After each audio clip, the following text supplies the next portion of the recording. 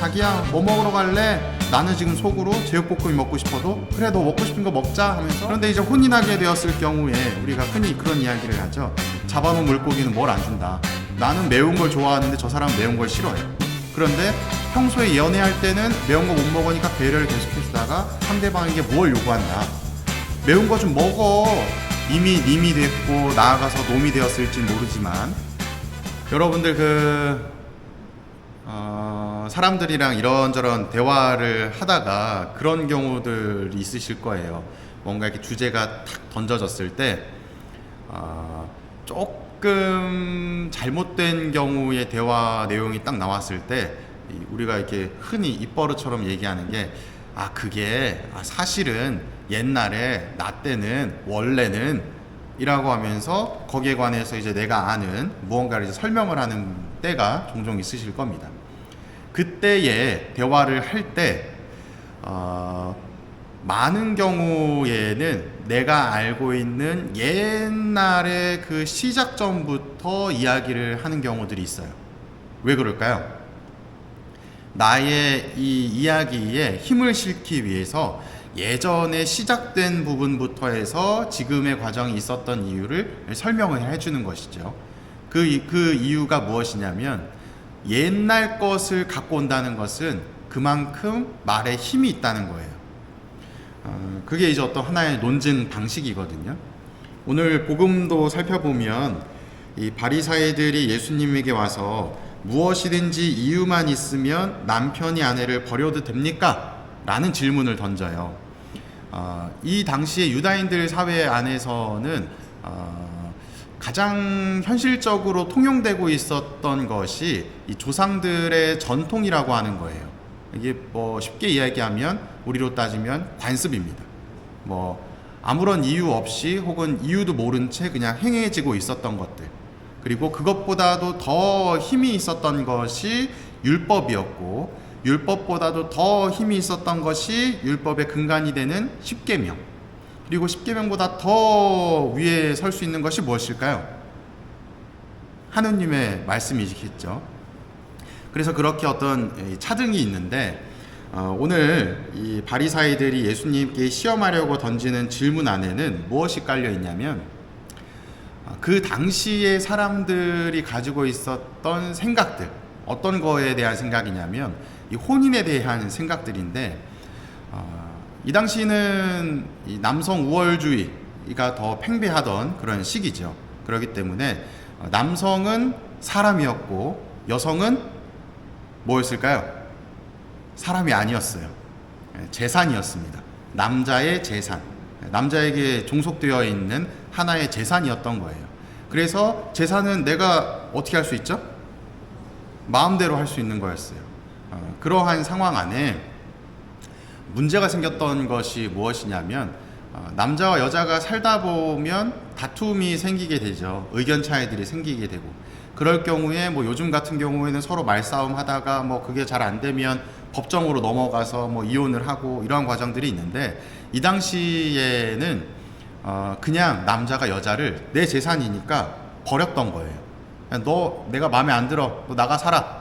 그러면 그 여자는 그냥 나가 살아야 되는 것이죠. 그럴 때 어떤 상황이 발생하게 되냐면, 모든 사회의 경제적인 주체는 남성이었기 때문에 여성이 경제적인 무언가를 할 수 있는 것은 없었던 거예요. 그러면 자연스럽게 어떻게 될까요? 죽겠죠. 그러니 그러한 상황들을 살펴보거니와 모세가 뭐라고 이야기를 했냐면, 야, 그렇게 네 마음대로 여자를 그렇게 내팽겨치고 버리고 이런 모습을 보이게 되면 저 여자는 그냥 굶어 죽지 않겠냐, 사회에서 매장되지 않겠냐. 그러니 차라리 너랑 이혼했다라고 하는 서류를 써주고 다른 사람이 그 여인을 받아들일 수 있도록 해줘라 라는 의미로 이혼장을 써줘라 라는 이야기를 했습니다. 이 모세가 이야기했었던 이 말이 얼마나 힘이 있었냐, 조상들의 전통이라고 하는 것보다도 더 위의 개념으로 사람들이 생각을 했어요.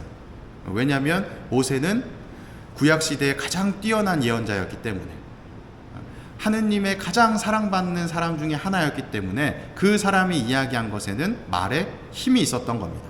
그래서 조상들이 전통이라고 하는 것 위에 위에 이 모세의 말이 있었고, 그 모세의 말을 인용해서 바리사이들이 예수님께 질문을 던지는 거예요. 이유만 있으면 남편이 아내를 버려도 됩니까? 모세가 그래도 된다는데 그래도 되는 겁니까? 라고 던지는 거예요. 그랬더니 예수님께서 이제 무엇이라고 답변을 하시느냐? 너희는 읽어보지 않았느냐? 창조주께서 처음부터 라고 이야기를 해요.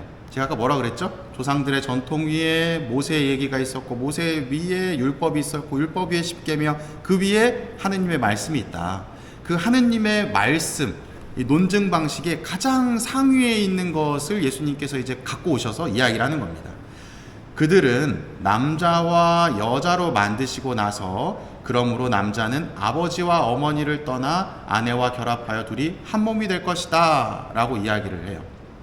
남자와 여자를 동일한 존재로 창조했다 라는 것을 이야기를 해주시고, 그리고 이 남성이든 여성이든 부모를 떠나서 서로의 이성을 만나 한 몸이 되는 완전한 결합체가 되어야 된다 라는 것을 설명해 주고 있죠.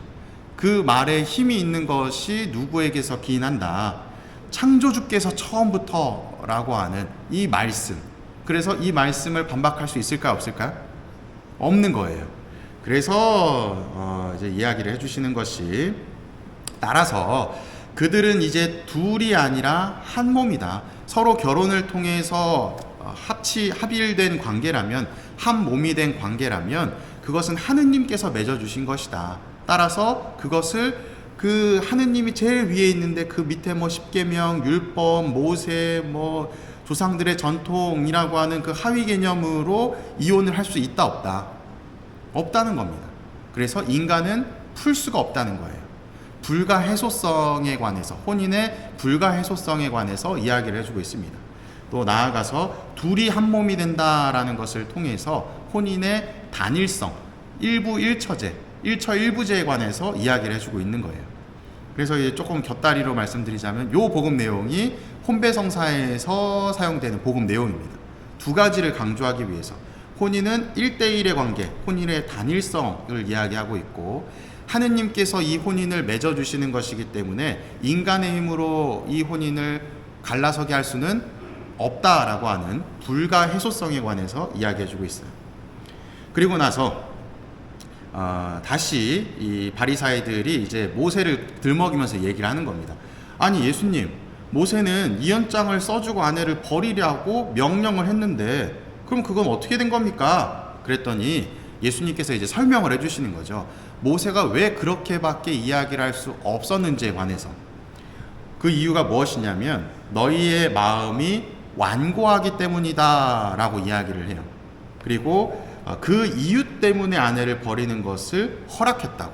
그리고 이 허락도 그냥 오케이 딱 하고 그냥 넘긴 것이 아니라 처음부터 그랬던 것이 아니라고 이야기를 하는 겁니다. 원래는 그게 아니었다는 거예요. 둘이 헤어지고 뭐 남편이 아내를 자기 마음대로 뭐 소유물처럼 이렇게 저렇게 할 수 있는 것이 아니었다는 겁니다. 오직 할 수 있었던 것은 불륜을 저지른 경우 외에는 아내를 버리고 다른 여자와 혼인하는 것은 불가능했다라고 설명을 해주시는 거예요. 그랬더니 이 제자들이 예수님께 이렇게 이야기를 하죠. 이게 참 그 당시의 상황과 그 당시 남성들이 가지고 있었던 이 인식을 대변해주는 딱 한 구절입니다. 뭐라고 이야기를 하냐? 아내에 대한 남편의 처지가 그러하다면 혼인하지 않는 것이 좋겠습니다 라고 이야기를 해요. 이 말에 담겨 있는 것은 무엇일까요? 남자로 태어나서 이 여자 저 여자 만나고 결혼하고 또 마음에 안 들면 버리고, 이것이 당연한 건데 그걸 하지 말라 그러면 야씨 뭐 혼인 안 하는 게 낫겠네 라는 것이 그 당시의 인식이었다는 거예요. 이것을 예수님께서 오늘 표현으로 뭘 표현을 해주시냐? 완고한 마음이라는 표현으로 표현해주고 계시는 거예요. 그들이 자신들의 생각에만 휩싸여 있어서 내가 평생을 그렇게 살아왔고 그게 정답이라고 생각을 하니까 예수님께서 새로운 가르침을 주셨음에도 불구하고 못 받아들이는 거예요. 그래서 이제 예수님께서 뒤에 뭐라고 이야기하시냐면 모든 사람이 이 말을 받아들일 수 있는 것은 아니다 라고 이야기를 합니다. 마음이 완고한 사람들은 받아들일 수 없다는 거예요. 받아들일 수 있는 사람만 받아들일 수 있다는 것이죠. 그러면서 이제 뭐 뒤에 표현하기로 허락된 이들만 받아들일 수 있는데 하면서 이제 반대되는 경우들 예를 설명을 듭니다.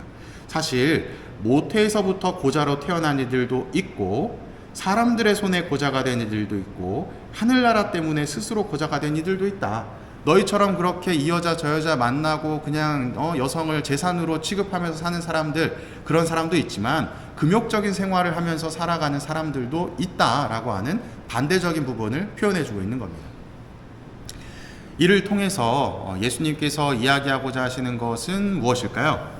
이 혼인은 1대1의 관계여야 된다라고 하는 것과 하느님께서 두 사람을 결합시켜 주시는 것이기 때문에 절대로 갈라설 수 없다는 혼인의 불가해소성에 관해서 이야기를 해주고 계시고, 세 번째로 그 당시 사람들이 지니고 있었던 완고한 마음에 관해서 표현해주고 있는 겁니다. 그렇다면 현재를 살아가고 있는 우리들의 결혼 생활을 잠깐 볼까요? 여러분들은 어떠신가요? 완고한 마음이 없으신가요? 물론 뭐 오늘 복음에서처럼 뭐 내 마음대로 상대방 배우자를 재산처럼 여기고 뭐 이러한 경우는 있기도 하죠.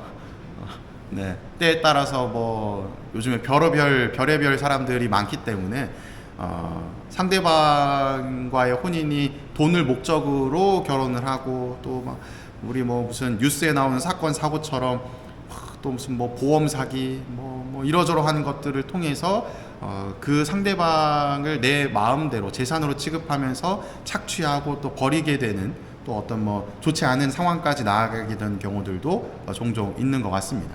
하지만 좀 일반적인 상황들 안에서 좀 생각을 해본다면 통계를 보니까 2022년 통계를 보니까 한 해에 결혼하는 수가 한 9만 5천 건 정도 된다고 이야기를 해요. 그리고 한 해에 이혼하는 건수가 한 4만 5천 건 정도 된다고 이야기를 합니다. 2022년 기준에. 물론 이것이 내가 결혼하자마자 바로 이혼하고 이런 것이 아니라 결혼하는 20대부터 뭐 20대 이전부터 쭉 해서 뭐 60대 70대까지 전체 통계를 낸 거기 때문에 정확하게 뭐 결혼을 하면 무조건 이혼율은 40%다 라는 것은 아니지만 많은 경우에 이제 이혼을 하게 되는 경우들이 있다는 것이죠. 왜 이혼을 할까 곰곰이 생각을 해보니, 결혼을 하지 않은 저의 입장에서 이유를 이제 막 고민을 하면서 생각을 해보니, 제가 혼배 때 늘 말씀드리는 주제가 있거든요. 그것이 무엇이냐면 오늘 복음과 비슷할 수도 있어요. 낯선 사람, 남성과 여성이 각자가 다르게 살아온 사람이 만나다 보면 분명히 다름이 있잖아요. 절대로 같을 수 없죠. 부모님에게서부터 태어난 나도 부모님과 많이 닮았다고 하지만 똑같진 않죠. 분명 다를 겁니다. 그러니 다른 삶의 환경에서 살아온 사람과 만나서 혼인하는 경우에 분명히 다름이 있을 수밖에 없을 거예요. 하지만 처음에 이 두 사람이 만나서 서로 사랑하게 되는 과정을 살펴보면, 내가 상대방을 사랑해. 그러면 내가 원하는 것을 상대방에게 요구하는 것이 아니라 상대방이 원하는 것을 내가 맞춰주려고 하죠. 그래서 꼭 이제 데이트 같은 거 하면은 뭐 자기야 뭐 먹으러 갈래? 나는 오늘 뭐 돈가스 먹고 싶은데, 뭐 그러면 그래? 나는 지금 속으로 제육볶음이 먹고 싶어도 그래, 너 먹고 싶은 거 먹자 하면서 돈가스 집에 가요. 나는 뭐 오늘 밖에 나가긴 너무 싫고 그냥 시원한 에어컨 바람 안에서 있고 싶어. 그러면 나는 밖에 나가서 놀고 싶어도 그래, 그냥 그러자 하면서 상대방을 배려하는 모습을 보이게 됩니다.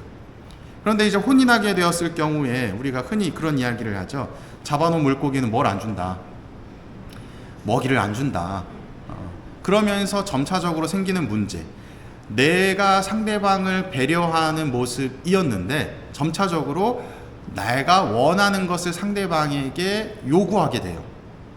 이 과정을 어떻게 설명을 하냐면, 사람과 사람이 만나서 이 거리로 표현을 할 때 내가 있고 상대방이 있어요. 처음엔 거리가 멀어. 그러다가 서로 만나고 사랑하면서 점점 이 거리가 가까워지잖아요. 그리고 결혼까지 하게 돼. 그리고 서로에 대한 비밀도 점차적으로 없어지다 보니 점점 더 가까워져. 그러다가 문제가 생기게 되는 경우가 어떤 경우냐? 내가 나고 너가 너인 경우에는 아무 문제가 없어요. 남이니까. 근데 남이 아니라 이제 님이 되면, 나의 님이 되면 어떻게 되죠? 마치 상대방이 나인 것처럼 여겨지게 돼요. 그러면서 상대방을 배려하는 것이 아니라 상대방에게서 나의 배려점을 찾으려고 그럽니다. 내가 원하는 것을 요구하게 되고 상대방도 나처럼 되기를 원해요. 그게 이제 나를 동일시하는 것이 되는 겁니다. 그러면 이제 문제가 되는 것이죠. 나는 매운 걸 좋아하는데 저 사람은 매운 걸 싫어해.